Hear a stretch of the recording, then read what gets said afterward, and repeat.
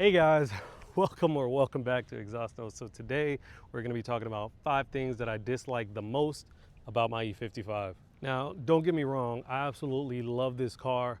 The list that I'm about to present to you, it will be splitting hairs. There will be very, let's just say, petty things that I have to talk about, but they are 5 things that I dislike nonetheless. If you haven't already seen it, I did make a video naming the 5 things that I love the most about my E55.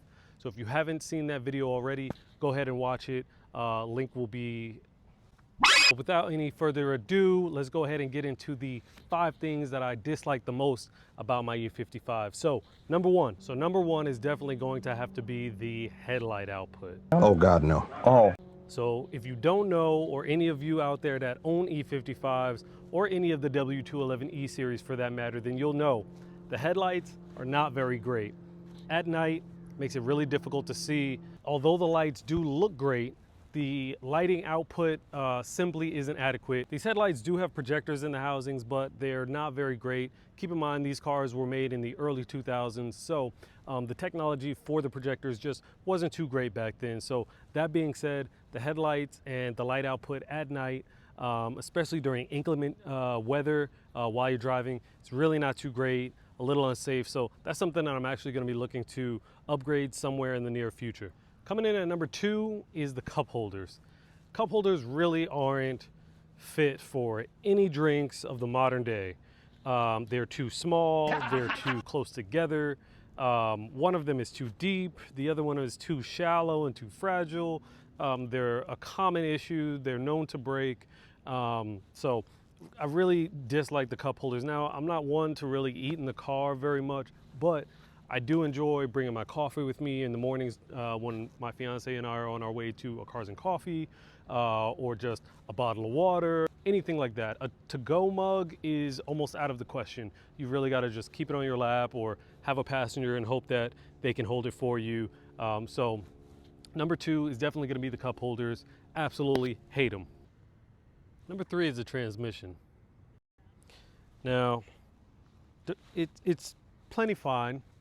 It's good enough, but it's not good enough for the performance that this vehicle is capable of and has. So it's a 5-speed automatic, torque converted automatic, and it's, let's just say it's a slow shifter, if you know what I mean. It shifts slow, and although it is smooth, it doesn't quite keep up with the performance that the motor can output. Sorry. Why? To help combat the slow shifts, I do have a transmission tune by TJ Mary, and it does help. It makes the shifts quicker and a bit more aggressive, smoother as well.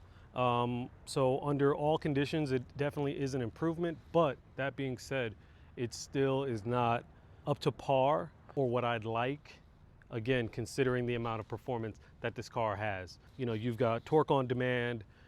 With the modifications that I've performed on the vehicle, I've got a lot more high end. It sounds great.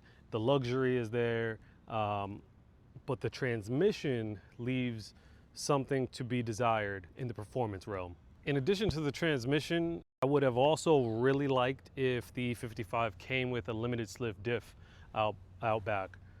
Right now, the differential from the factory is an open diff, which means that you get 1 tire fires anytime you're trying to do a burnout. I like to do burnouts, and I like to see both tires up in smoke.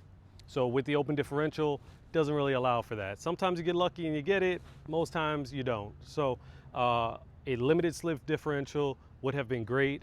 I do believe you could have outfitted these cars with a limited slip from the factory if you had selected the P30 Performance Pack. Correct me if I'm wrong, that may have only been for the E63, but that being said, it should have been a no-cost option. It shouldn't really have even been an option.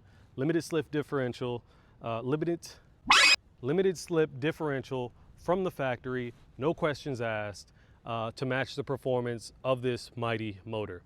Number 4 has got to be the steering wheel. Now, I know it's not really a big deal. You can change your steering wheel out, and I plan to. But from the factory, Mercedes could have done better. This is the same steering wheel that's in the E350, the E500, the E550, etc. There's no difference. Now, if I had bought this car brand new back in 2004, I'd want to know that my car had something a little bit more special than just the drivetrain from the factory to separate it from the other models. And this ain't it. This is, in my opinion, it's a little too large. It's very thin, although it does have the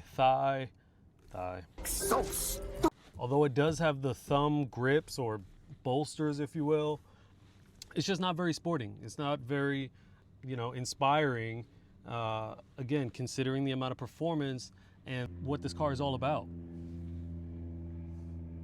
I don't like it. And you're recording. I'm recording? Mm-hmm. Last but not least, coming in at number 5 has got to be the styling.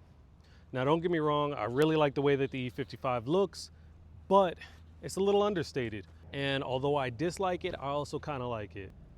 Lets you fly below the radar. No one really thinks twice. Everyone just thinks, oh, it's another E350. It's just an E-Class. Nothing special about it. Because only those who know.